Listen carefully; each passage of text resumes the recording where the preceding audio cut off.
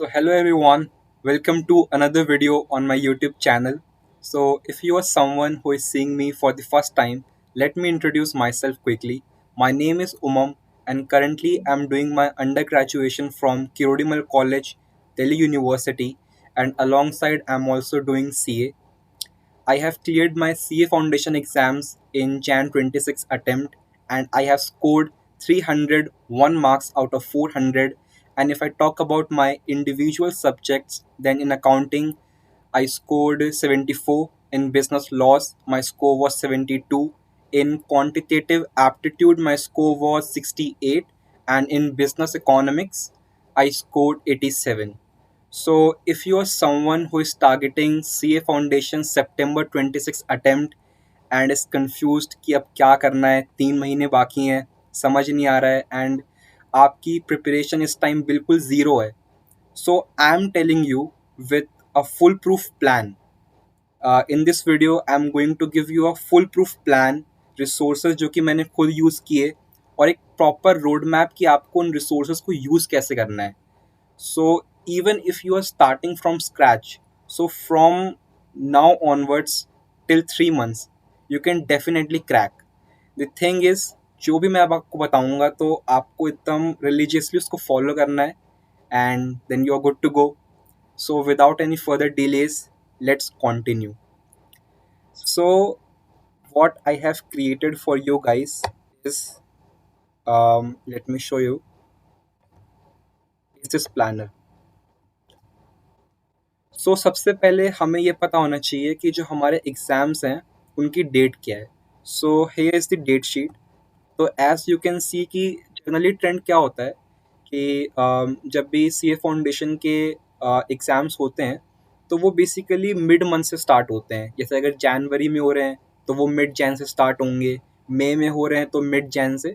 But इस बार institute ने क्या किया है कि इस बार स्टार्टिंग ऑफ द मंथ से ही स्टार्ट है.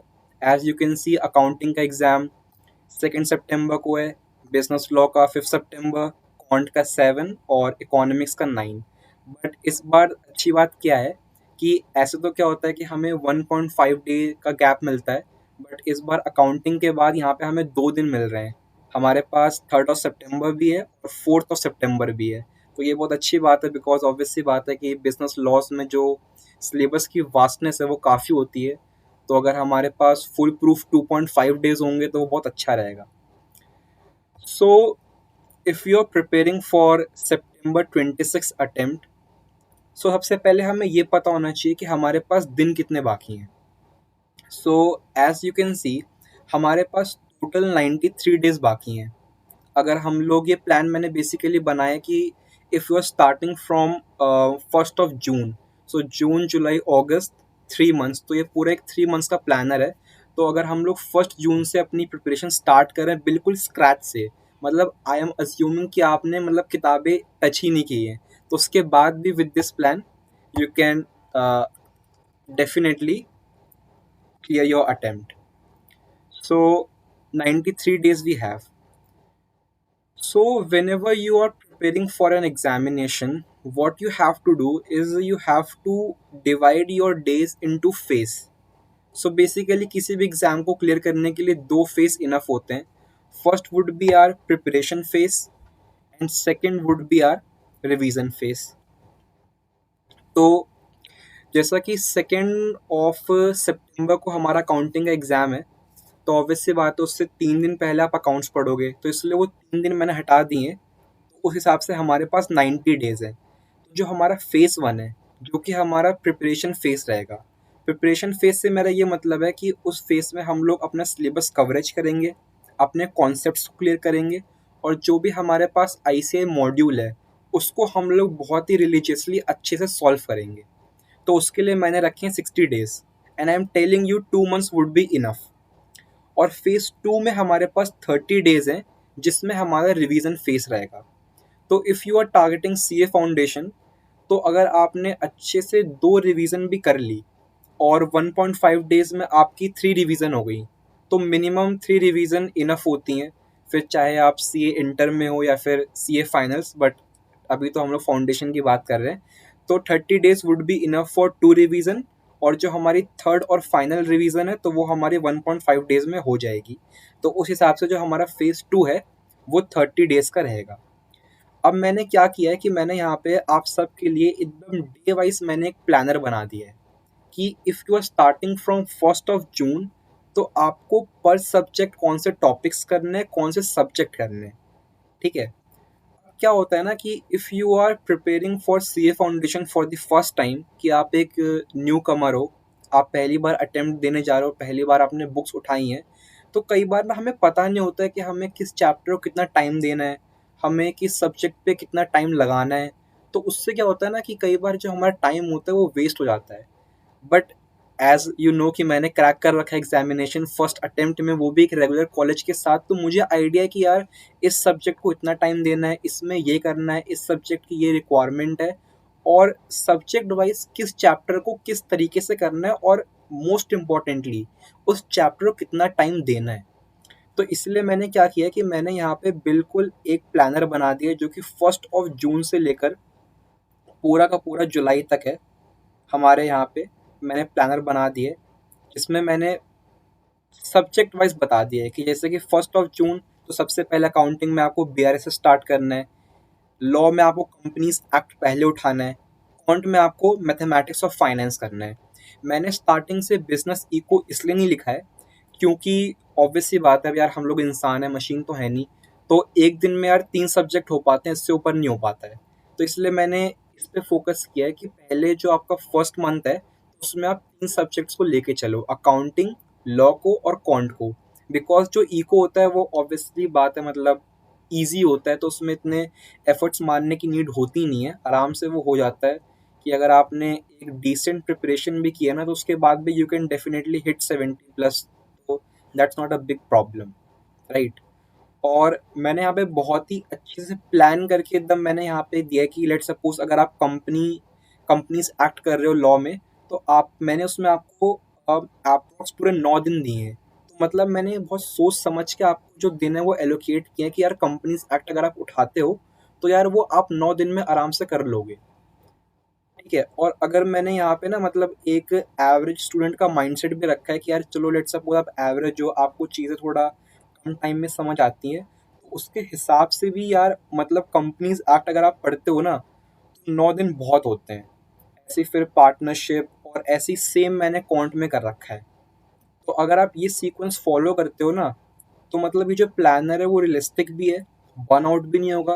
ऐसा भी नहीं है कि मतलब कोई बहुत हार्ड चैप्टर है और मैंने उसको बहुत कम टाइम दिया है, ऐसा भी नहीं है। But in case if you feel कि यार मुझे किसी चैप्टर में कम टाइम लग रहा है तो ऑब्वियस सी बात है +2 डेज़ या फिर -2 डेज़ वो इनफ है। वो पर्सन टू पर्सन डिपेंड करता है कि लेट सपोज मैंने यहाँ पे 9 दिन दिए हुए हैं कंपनीज एक्ट को, तो अगर भाई किसी को एक दिन और चाहिए तो ले लो भाई, कोई दिक्कत वाली बात नहीं है। और इन केस जैसे कंपनीज एक्ट है किसी का 6 दिन में हो गया, ऑब्वियस सी बात है, तो उसको ऐसा नहीं करना है कि यार 6 दिन में मेरा कंपनीज एक्ट हो गया तो मैं 3 दिन मज़े मारूंगा, 3 दिन लॉ पढ़ूंगा ही नहीं। नहीं भाई, उसको फिर आगे अपना प्लानर कंटिन्यू कर देना है, ठीक है? तो इस तरीके से मैंने पूरा बना रखा है। जैसे कि आप देख सकते हो 1 से लेकर ये जो प्लानर है आपका, तो ये पूरा का पूरा मतलब आपका ये हमारा मतलब 30 जून यहाँ पे आपका हो गया कंप्लीट। फिर हम लोग जुलाई में आ गए। तो जुलाई में अगर आप इस प्लानर को फॉलो करते हो तो आराम से आपका 22 जुलाई तक आपका मतलब यहाँ पे क्वांटिटेटिव एप्टीट्यूड पूरा कंप्लीट हो जाएगा। मैंने सिर्फ क्वांट में ना यहाँ पे कैलकुलस नहीं डाला है बिकॉज कैलकुलस मैं भी करके नहीं गया था। क्या होता है ना, क्योंकि सीए फाउंडेशन में ना जो मतलब मेजॉरिटी बच्चे होते हैं ना तो वो नॉन मैथ्स बैकग्राउंड से होते हैं, तो calculus for the first time करना काफ़ी डिफ़िकल्ट होता है। और ऐसा भी नहीं है कि आगे सीए इंटर में या फाइनल में काम आना है कैलकुलस, ट्रिग्नो या फिर आपका डिफरेंशियल इक्वेशन वगैरह जो भी स्टफ़ होता है। और वैसे भी उसकी वेटेज 5 मार्क्स की होती है, तो 5 मार्क्स के लिए आप उतना एफर्ट डालोगे तो वर्थ इट नहीं है, तो उसको मैंने इंक्लूड नहीं किया। But if any one wants तो वो क्वान्टिटेटिव एप्टीट्यूड में कैलकुलस कर सकता है। और मैंने ये जो चैप्टर्स अरेंज किए हैं तो ये मैंने बिल्कुल हाई वेटेज से मैंने लो वेटेज में करे हैं कि इफ़ समवन अगर वो ये प्लानर स्टार्ट करना मतलब वो इस प्लानर को फॉलो करेगा, तो इन केस जैसे कि लेट सपोज आप मतलब इस प्लान को पूरा फॉलो नहीं कर पाते हो, आपने लेट सपोज आप इसको यहीं तक फॉलो कर पाए मतलब 10th ऑफ जुलाई तक, तो उसके बाद भी जो ना आपने एक तरीके से majority of the 60% portion complete कर लिया है ना? क्योंकि मैंने क्या है, सीए फाउंडेशन क्रैक कर रखा है, तो मुझे पता है कि यार इस चैप्टर की ये वेटेज है, इसको पहले करना है। तो इसीलिए प्लानर मैंने बहुत सोच समझ के बनाया, तो उसमें आपको कोई भी दिक्कत वाली बात नहीं होगी। और उसके बाद फिर जैसे ही हमारा यहाँ पे कॉन्ट आपका कंप्लीट हो जाएगा, तो फिर मैंने यहाँ से आपका इको स्टार्ट कर दिया है। तो यहाँ से जो आपका इकोनॉमिक्स है, वो भी आपका यहाँ पे 14 तक आपका कंप्लीट हो जाएगा। अब यहाँ पे मैंने इकोनॉमिक्स लेट स्टार्ट करा है, और उसको मतलब मैं 15 अगस्त तक लेके गया हूँ, क्योंकि देखो इकोनॉमिक्स में क्या होता है, वो कम एफर्ट डालने, तो और ना बेसिकली इकोनॉमिक्स ना थ्योरेटिकली है, क्योंकि उसमें आपको ना चीज़ों को थोड़ा रीड करना है मल्टीपल टाइम्स, आपको फैक्ट्स को ध्यान रखना है, तब जाके जब आप एक एमसीक्यू का क्वेश्चन पढ़ोगे ना और 4 ऑप्शंस आएंगे, तब आप उसमें सही टिक कर पाओगे। तो इसलिए मैंने इकोनॉमिक्स को लास्ट में रखा है, और अगर आप इसको ना मिड ऑफ अगस्त तक भी कंप्लीट करते हो, और उसके बाद आपके पास 15 डेज रहेंगे, तो 15 days would be definitely enough for revising economics. But जो आपके मेजॉरिटी मतलब आई मीन क्या कह सकते हैं, मतलब जो थोड़े टफ सब्जेक्ट्स होते हैं सबके लिए, जैसे कि अकाउंटिंग हो गया, बिजनेस लॉस हो गया, क्वांटिटेटिव एप्टीट्यूड हो गया, तो इसलिए पहले मैंने इनको ज़्यादा प्रेफरेंस दी है। इसलिए मैंने आपको सजेस्ट कर रहा हूँ कि इनको आप पहले स्टार्ट करो। और प्लानर मैंने ऐसा रखा है कि आपके पास सफिशिएंट टाइम रहेगा, और आप आराम से उसको मतलब कंप्लीट कर लोगे। मतलब if you are following this planner, then before the starting of August आप आराम से कर लोगे। और कुछ भी हो जाए यार, अगस्त से पहले तो आपको करना ही है, क्योंकि अब देखो यार, फाउंडेशन का लेवल भी इंक्रीज हो गया है। अब जो पासिंग परसेंटेज रेट है, वो फाउंडेशन और इंटर में काफ़ी कम हो गया एज़ कम्पेयर टू फाइनल। तो इसलिए यार आपको 1 महीना तो चाहिए ही चाहिए बढ़िया से, ताकि आप कम से कम 2 रिवीजन कर सको। बट उसके बाद भी इन केस अगर आपको लगता है कि यार मुझसे नहीं हो पा रहा है, और क्योंकि देखो हमें सिलेबस रश नहीं करना है, मेन मोटिव ये नहीं है, कॉन्सेप्ट हमें क्लियर करना है। तो इन केस अगर आप अगस्त का 1 हफ्ता भी ले लोगे इस प्लानर को कंप्लीट करने के लिए, तो कोई भी दिक्कत वाली बात नहीं होगी। बट मैं यही सजेस्ट करूँगा कि अपना बेस्ट ट्राई करना, और प्लानर भी ऐसे ही बना रखा है कि आप आराम से उसको 2 महीने में कर सकते हो। हाँ, 2 महीने में आराम से आपका हो जाएगा। ठीक है, तो ये तो हो गई प्लानर की बात। सेकंड मैंने चीज़ क्या करी है ना इसमें बहुत अच्छी, कि मैंने सारे के सारे ना रिसोर्सेज आपके लिए यहाँ पे पिन कर दिए हैं, कि मतलब ये जो एक्सेल शीट है, ये आपके बिल्कुल एक वन स्टॉप सॉल्यूशन है। सबसे पहले मैंने आपको प्लानर दे दिया, कि भाई आपके पास ये प्लानर मिल गया कि मुझे डे वाइज क्या करना है, कौन से चैप्टर्स करने कंप्लीट, राइट। उसके बाद मैंने आपको दे दिए यहाँ पे सारे के सारे रिसोर्सेज, कि अकाउंटिंग में अगर आप यहाँ पे करोगे क्लिक, तो देखो यहाँ पे आपके पास सारी आ जाएगी वन शॉट वीडियोस, जिससे कि आपको अपना सिलेबस पूरा कवर करना है। सी सारी की सारी, क्योंकि क्या होता है ना, मतलब अगर आप यूट्यूब पे जाओगे ना सर्च करने के लिए, तो उसमें क्या है ना, कोई भी ऐसा मतलब प्लेलिस्ट नहीं है। तो मैंने सारी वीडियोस जो मैंने फॉलो करी थी अपनी जब मैं कर रहा था प्रिपेयर, तो मैंने वही सारी वीडियोस आपके लिए पूरी की पूरी मैंने यहाँ पे पिन कर दी हैं, और एकदम सीक्वेंस वाइज जो प्लानर है उसके हिसाब से सारी की सारी वन शॉट वीडियोस यहाँ पे। उसके बाद इन वन शॉट वीडियोस में जो लेक्चर के नोट्स हैं वो नहीं मिलते हैं बच्चों को, तो वो लेक्चर के नोट्स भी मैंने क्या करें, मैंने यहाँ पर डाल दिए हैं आपके लिए। तो अगर आप क्लिक करें, जैसे मैंने डाल रखा है 1 जून करना है बीआरएस, तो आपने बीआरएस का वन शॉट देखा, और उसके जो नोट्स हैं, तो एज इट इज जो लेक्चर में नोट्स किए हैं सर ने यूज़, हार्दिक मनचंदा सर ने, वो मैंने डाल दिए हैं। जबकि ये जो नोट्स हैं, ये आई मीन पेड बच्चों के लिए होते हैं, मिलते नहीं है, बट मैंने जुगाड़ करके डाल दिया आप लोगों के लिए यहाँ पे। ठीक है, इसके बाद same goes for business loss के लिए मैंने यहाँ पे डाल दिए प्लेलिस्ट जो आपको फॉलो करनी है। आई मीन ये रही प्लेलिस्ट, और ये बिल्कुल बेस्ट प्लेलिस्ट है जो मैंने पर्सनली यूज़ की थी। मतलब ये बेस्ट है भाई, इससे ऊपर कुछ नहीं है, अगर ये कर लिया तो बस पार है। एंड सेम फिर मैंने यहाँ पे बिजनेस लॉ का क्वेश्चन बैंक डाल रखा है, जो मतलब क्वेश्चन बैंक मैंने यूज़ किया था, तो वो क्वेश्चन बैंक भी डाल रखा है, और साथ में इकोनॉमिक्स के नोट्स भी मैंने इसी ड्राइव लिंक में डाल दिए हैं। और इन केस ना अगर आपका ड्राइव लिंक ये ओपन नहीं होता है ना एक्सेल शीट से, तो टेंशन नहीं लेनी है, बस क्या करना है ना, इस लिंक को ना आपको कॉपी कर लेना है यहाँ पे, और अपने गूगल क्रोम पे पेस्ट कर देना, तो फिर वहाँ से ओपन हो जाएगा। और सेम क्वांटिटेटिव एप्टीट्यूड में भी मैंने अगेन डाल दिया प्लेलिस्ट। और एक और मैंने प्लेलिस्ट डाली है, मैं बताऊंगा मैंने इसका मतलब क्या यूज़ है। मतलब जो फर्स्ट प्लेलिस्ट है, यहाँ से तो आप अपना मतलब बेसिकली आप कॉन्सेप्ट को करोगे क्लियर अपने। ये अनुराग मैंने चौहान सर के डाले हैं वन शॉट्स, मैंने इनका ही फॉलो किया था, बेस्ट टीचर है, बहुत अच्छा पढ़ाते हैं। तो मैंने सारे वन शॉट डाल दिए एकदम सीक्वेंस वाइज, हर चैप्टर का डाल दिया मैंने यहाँ पे। और जो सेकंड प्लेलिस्ट है ना, तो ये आकाश अग्रवाल सर की एक मतलब कुछ वीडियोस थी, तो उन वीडियोस को ही ना मैंने मतलब इस प्लेलिस्ट में डाल दिया, मतलब मैंने स्टेप बाय मतलब वन बाय वन। तो जैसे कि फॉर एग्जांपल, हाँ बताऊंगा अभी इसका मतलब इसका रेलेवेंस के बहुत इंपॉर्टेंट है, तो आई विल टेल यू। अरे यार, एक तो ये बैटरी लो होने लगती है ना, ये बैटरी लो होने लगी वीडियो बनाते टाइम, कोई नहीं, जस्ट लीव इट, होने वाला है वैसे भी। या सो मैंने अब चार्जिंग पे लगा दिया लैपटॉप, वो लो रही थी बैटरी। एंड सेम मैंने बिजनेस इकोनॉमिक्स में क्या किया, मैंने अगेन सी ए हार्दिक मनचंदा सर की जो भी वीडियोस थे उनको मैंने प्लेलिस्ट में कर दिया है। हाँ, सो मतलब क्या है ना कि अब आपको ऐसे कहीं जाने की नीड नहीं होगी ना, कि जैसे कि फॉर एग्जांपल आपको कोई भी चैप्टर करना है, तो you don't need to go to YouTube, फिर आप डाल रहे हो C A foundation, this topic, this teacher name, मैंने सब इस एक्सेल शीट में डाल दिया है। ये वन गो सॉल्यूशन है। अब मेन बात आती है कि यार स्ट्रैटेजी क्या रहेगी और इन रिसोर्सेज को यूज़ कैसे करना है। So let's see. मैंने स्टेप बाय स्टेप यहाँ पे ना वो सारे स्टेप्स लिख दिए जो आपको फॉलो करने हैं किसी भी सब्जेक्ट को क्रैक करने के लिए जो सी ए फाउंडेशन के हैं। अब let's see one by one. तो आपने अपना प्लानर खोला, प्लानर खोलने के बाद जैसे कि अब लिखा हुआ है उसमें 1 जून अकाउंटिंग में बी आर एस करना है। तो अब मतलब बी आर एस को अच्छे से क्रैक कैसे करना है। सबसे पहले इसमें क्या है कि first clear your concepts from one shots. जो भी मैंने वन शॉट्स प्रोवाइड किए हैं, तो उन वन शॉट्स को आप देखोगे और अपना कॉन्सेप्ट कर लोगे क्लियर। इन केस अगर आप किसी भी और टीचर से पढ़ रहे हो, आप कोई और प्लेलिस्ट फॉलो कर रहे हो, तो कोई दिक्कत वाली बात नहीं है। मैं मतलब एक चीज़ बता दूं कि इन केस जैसे कि इफ़ यू आर समवन जो कि मतलब किसी कोचिंग से पढ़ रहा है, तो अगर आपके पास कोई प्लानर है तो आप उसको भी यूज़ कर सकते हो, इन रिसोर्सेज को भी यूज़ कर सकते हो। But if you are studying religiously only from YouTube, तो फिर ये प्लानर, ये रिसोर्सेज बेस्ट हैं। But in case you feel कि यार मतलब मेरे पास कोई और बेटर प्लेलिस्ट है, मैं किसी और टीचर को फॉलो कर रहा हूँ, तो भी कोई दिक्कत वाली बात नहीं है।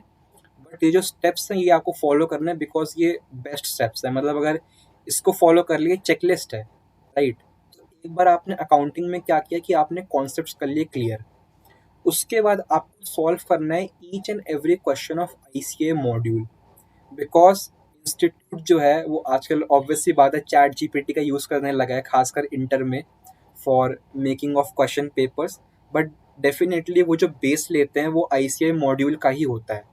तो इसीलिए उसके हर एक क्वेश्चन को सॉल्व करना बहुत इंपॉर्टेंट है, जो एक्सरसाइज के होते हैं वो कर लिए। उसके बाद क्या होता है ना यार, अकाउंटिंग में ना हम लोग ना इलिस्ट्रेशंस को ना मतलब काफ़ी इज्जत नहीं देते हैं। बट कुछ कुछ इलिस्ट्रेशंस में ना जो एडजस्टमेंट्स होती हैं वो बहुत इंपॉर्टेंट होती है। तो जब मैंने यहाँ पे लिखा है ना कि आपको ऑडिट करना है इलिस्ट्रेशंस को जो भी मॉड्यूल में गिवन है, तो इसका मतलब है जैसे कि आपने वन शॉट देख लिया, आप एक कॉन्सेप्ट क्लियर हो गए। दूसरा फिर आपने क्या किया कि आपने हर एक क्वेश्चन आईसीआई मॉड्यूल का सॉल्व कर लिया जो कि एक्सरसाइज वाला है। अब ना पहले आपको इलिस्ट्रेशन को ना पढ़ना है, देखना है कि यार मैं इसको पढ़ रहा हूँ, मुझे समझ आ रहा है, हो जाएगा तो स्किप कर देना है। बट जिस इलिस्ट्रेशन में आप अटकते हो उसको सॉल्व करना है, उसका कोई इंपॉर्टेंट एडजस्टमेंट है तो उसको आपको स्टार मार्क करना है। तो ये बहुत इंपॉर्टेंट प्रोसेस है। उसके बाद ये हमारा रिवीजन फेस में होगा कि आपको सॉल्व करनी है M T P, R T P, P Y Qs. तो इस पर बात करने की नीड है नहीं, ये आपका रिवीजन फेस के लिए है। और जैसा कि मैंने यहाँ पे लिख भी दिया है कि ये जो स्ट्रैटेजी है, अभी पूरा आपके प्रिपरेशन फेज के लिए है। फेज 2 जो है वो कमिंग सून है। तो जैसे ही आप ये प्लान फॉलो कर लोगे, तो before the ending of July, मतलब अगस्त स्टार्ट होने से पहले ही मैं एक फेज 2 की वीडियो डाल दूंगा कि यार अब 1 महीना बाकी है, अब कैसे रिवीजन करना है। तो उसकी आपको टेंशन नहीं लेनी है। मेन अभी आपको इस प्लानर के साथ जो मैंने आपको ये रिसोर्सेज दिए हैं, आपको इन 3 स्टेप्स को फॉलो करना है, ठीक है। सेकंड आता है बिजनेस लॉस। सेम पहला स्टेप वही रहेगा कि यार वन शॉट देखो, अपने कॉन्सेप्ट कर लो क्लियर। अब क्या होता है ना यार, बिजनेस लॉस में ना बच्चों को मतलब एक मिसकंसेप्शन क्या होता है ना, वो सोचते हैं कि यार मतलब मैंने वन शॉट देख लिया, अब ना मैं कीवर्ड्स याद कर लूंगा और जब एग्जाम में क्वेश्चन आएगा ना, तो मैं कीवर्ड्स को याद करके सेंटेंस बना के मैं एक आंसर लिख दूंगा, नंबर मिल जाएंगे। बट अब मैं आपको बताने जा रहा हूँ कि होता क्या है। सी, बिजनेस लॉ का जो पेपर है वो आने वाला है पूरे के पूरे 100 मार्क्स का, राइट। और आपके आई थिंक 6 क्वेश्चंस होते हैं, जिसमें एक आपके पास चॉइस होती है, 5 क्वेश्चंस करने हैं, जिसमें से मतलब जो हाईएस्ट मार्क्स का क्वेश्चन होता है वो 7 मार्क्स का होता है। और उस 7 मार्क्स के क्वेश्चंस को करने के लिए आपके पास 10 से 11 मिनट होते हैं। 1 मिनट आपको लग जाए क्वेश्चन को रीड करने में, उसकी रिक्वायरमेंट को समझने में। 1 मिनट आपको लग जाएगा उसको फ्रेम करने में कि यार मेरा ये प्रोविजन होगा। फिर उसके बाद मतलब मैं प्रोविजन कोट करूँगा, ये मेरे फैक्ट्स ऑफ द केस होंगे, ये मेरा एनालिसिस होगा। ये आपने लिख दिया, आपने फ्रेम करा। उसके बाद फिर आप कीवर्ड्स को सोचोगे, फिर आप सेंटेंस को फ्रेम करोगे। तो क्या आपको लगता है कि आप ये कर पाओगे 10 मिनट में? ये नहीं हो पाएगा। तो इसलिए यार ये मतलब ये एक बहुत ही मतलब ब्रिटर ट्रुथ है कि थ्योरेटिकल सब्जेक्ट में आपकी अंडरस्टैंडिंग कितनी भी अच्छी हो, but if you are not writing the ICAI module के कीवर्ड्स, आप मॉड्यूल की लैंग्वेज लिख के नहीं आ रहे हो, आपको नंबर नहीं मिलेंगे।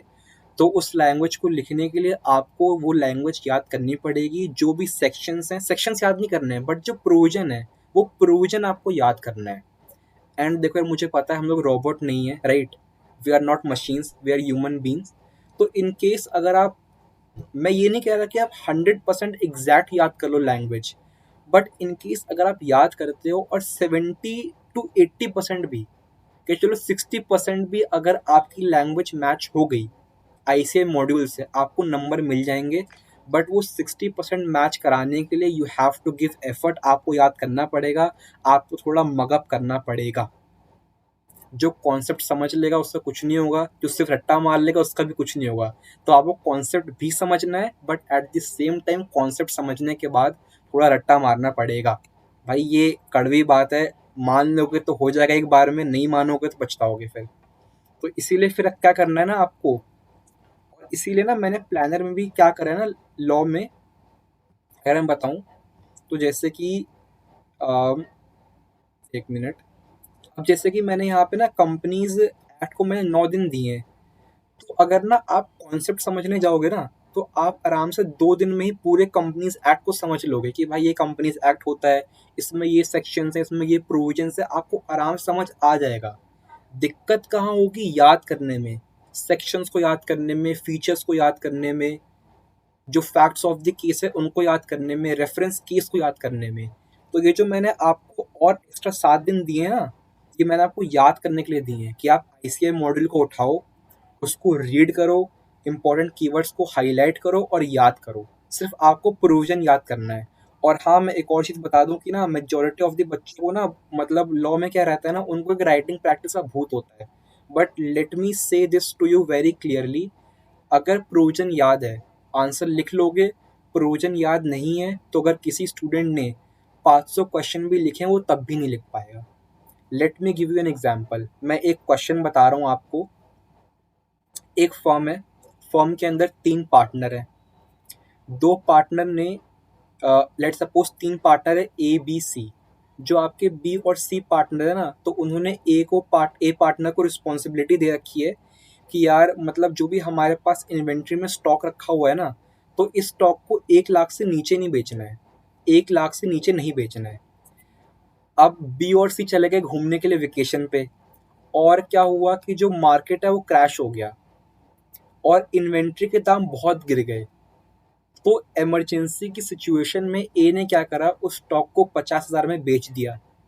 अब आईसीआई आपसे पूछ रहा है क्या ए ने सही किया, आपको आंसर देना है, ठीक है।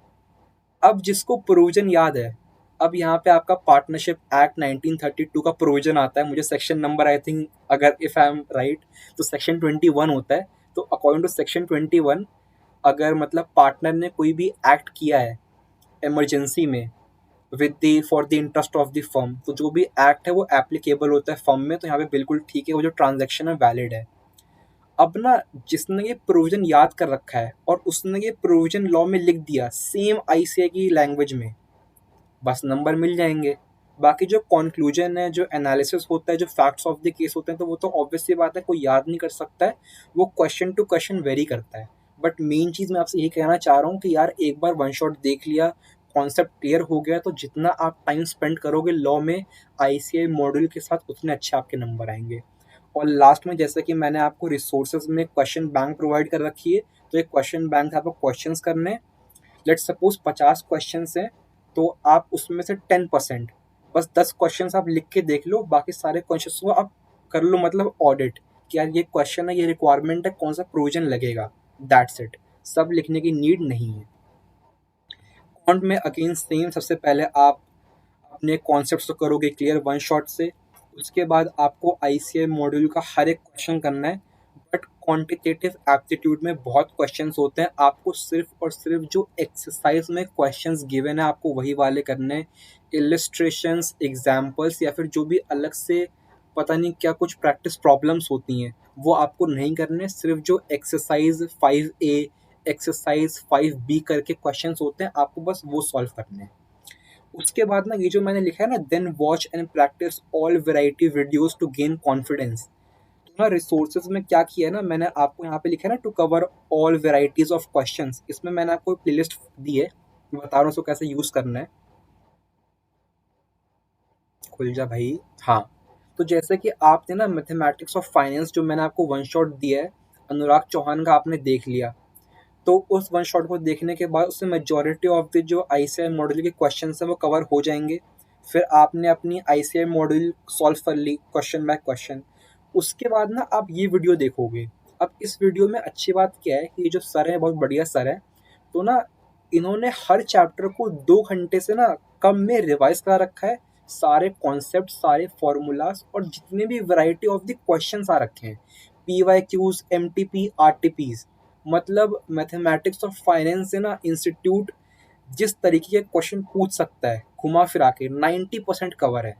तो ये बहुत अच्छी वीडियोस हैं, इसको क्विक रिवीजन सीरीज कहते हैं। तो ये मैंने लाइन वाइज लगा दिया बिकॉज सर के चैनल पे मतलब ये लाइन वाइज नहीं दे रखी है, प्लेलिस्ट इसकी बनी नहीं है, तो मैंने यहाँ पे आपको वो दे दिया है। तो ये भी आपको करना है और ये प्रिपरेशन फेज में ही करना है, ठीक है। हाँ, एंड ठीक है, तो ये हमारा हो गया। एंड देन अगेन यहाँ पर भी अकाउंटिंग की तरह सेम रिवीजन फेज में एमटीपी, आरटीपी, पीवाईक्यूज करने हैं, तो वो हम लोग जब फेज 2 की वीडियो आएगी आई विल टेल यू। और लास्टली हमारा आता है इकोनॉमिक्स। इकोनॉमिक्स में अगेन जो वन शॉट्स मैंने दिए हैं उससे कवर करना है, और जो वन शॉट्स में ना नोट्स हैं वो नोट्स मैंने प्रोवाइड कर रखे हैं। देखो बिजनेस इकोनॉमिक्स में क्या होता है ना, सिलेबस वास्ट है और ना वो भी थ्योरेटिकल सब्जेक्ट्स है, बिकॉज यार आपको फैक्ट्स ध्यान रखने हैं, आपको मतलब ध्यान रखना है कि भाई जब डिमांड अप होगी तो इन्वर्स रिलेशन होगा, क्या होगा, वगैरह वगैरह स्टफ रहता है उसमें। तो क्लैरिटी होने के बाद ऑब्वियस सी बात है यहाँ भी चीज़ों को याद रखना पड़ता है। बट ना यहाँ पे आपको लॉ की तरह ना एज सच उतना मतलब मगअप नहीं करना पड़ेगा। जो मैंने आपको ना यहाँ पे नोट्स प्रोवाइड कर रखे हैं ना लिंक के अंदर रिसोर्सेज में, मैं दिखा दे रहा हूँ आपको। जैसे कि आप जैसे इस लिंक पे क्लिक करोगे ना, क्लिक, तो ये आपका ओपन हो जाएगा। तो इसमें देखो इकोनॉमिक्स के ना जो सर ने नोट्स दे रखे हैं ना, तो वो सारे के सारे नोट्स यहाँ पे गिवन है, और ना आपको इन नोट्स से ही पढ़ना है। क्योंकि जब आपका मतलब रिवीजन फेस आएगा ना, तो वहाँ पे मैं आपको बताऊंगा कि वहाँ पे आपके मॉड्यूल को रीड करना है। बिकॉज अगर इकोनॉमिक्स में आपने फर्स्ट टाइम उठाई ना मॉड्यूल, आप फिनिश हो भाई। तो इसीलिए फर्स्ट टाइम पहले वन शॉट देखा, उसके बाद के जो नोट्स गिवन है ना, आपको मल्टीपल टाइम्स ना इन नोट्स की ही रीडिंग मारनी है, याद नहीं करना है, बस मल्टीपल टाइम्स को रीड करना है। तो ऑटोमेटिकली ना आपको ना मतलब जो फैक्ट्स हैं, जो चीज़ें हैं, वो ऑटोमेटिकली आपको याद होने लगेंगी। फिर जब आप एग्जाम में देखोगे ना क्वेश्चन को, 4 ऑप्शंस आएंगे, आपको मतलब खुद ही समझ आ जाएगा कि यार इसका आंसर ये है। बट इसके लिए इम्पोर्टेंट क्या है कि आप मल्टीपल टाइम्स नोट्स को गो थ्रू कर रहे हो, वो इम्पोर्टेंट है। ये मैंने लिखा है keep reading provided notes multiple times and then again solve MTPs, RTPs and PYQs. तो ये रिवीजन फेस है। तो if you want this Excel sheet, आपको अगर मतलब ये शीट चाहिए तो कुछ भी नहीं करना है। जो यूट्यूब का कमेंट सेक्शन है, सबसे पहले तो भाई लाइक कर देना, वीडियो को सब्सक्राइब कर देना। मैंने अभी यूट्यूब चैनल स्टार्ट किया है और मैं ऐसे ही आगे भी आपके लिए मतलब वैल्यूबल कंटेंट लाता रहूँगा।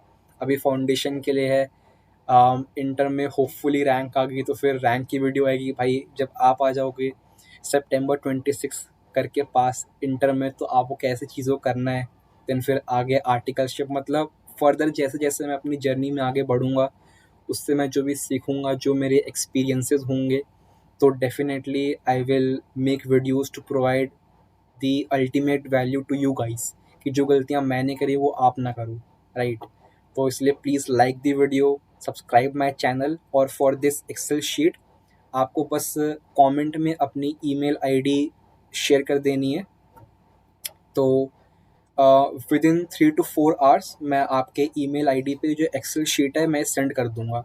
एक्चुअली क्या है कि अभी मेरे यूट्यूब चैनल अभी स्टार्ट किया, तो पता नहीं क्या सेटिंग होगी ना, मेरा डिस्क्रिप्शन काम नहीं कर रहा है, वरना मैं डिस्क्रिप्शन में ही लगा देता। और ना कमेंट पिन में ना पता नहीं क्यों ना ये एक्सेल शीट की लिंक ना एक्टिवेट नहीं हो पाएगी। तो इसलिए इट्स बेटर कि मैं ये आपको मतलब इंडिविजुअली सेंड कर दूँ ऑन योर जी। तो जस्ट आपको कमेंट में अपनी जीमेल आईडी लिखनी है, प्लीज़ सही लिखना, तो आपके पास ये आ जाएगी। और बाकी कमेंट सेक्शन में मैं अपनी जो मेरा रिज़ल्ट था उसकी मैं पीडीएफ अटैच कर दूंगा, इन केस अगर किसी को लगे कि यार मैं बस फैक्ट्स बोल रहा हूँ, तो उसको मतलब एक क्रेडिबिलिटी बिल्ड हो जाए कि हाँ यार मैंने सीए फाउंडेशन फर्स्ट अटेम्प्ट में कर रखा है क्लियर, तो अच्छा रहेगा। बाकी you can definitely follow me on LinkedIn, um उल्ला आप डालोगे तो आ जाएगा आराम से। एंड देन ऑल्सो कमेंट किया यार अब आके आपको कौन सी वीडियोस चाहिए, राइट, तो definitely I will make on those topics as well. So this is all for this video guys. तो प्लानर दे दिया है, रिसोर्सेज मैंने दे दिए हैं, कैसे यूज़ करना है मैंने वो बता दिया है, अब सब आपके ऊपर है, ठीक है। जर्नी टफ है, but tough roads lead to beautiful destinations. So definitely even if you are starting from scratch, 1 जून से अगर बिल्कुल कंसिस्टेंटली 6 आवर्स से लेकर 8 आवर्स आपने स्टडी करी, मोर देन इनफ है, you will definitely crack it in the first attempt, and I will see you in C A intermediate. So thank you guys, take care, bye bye.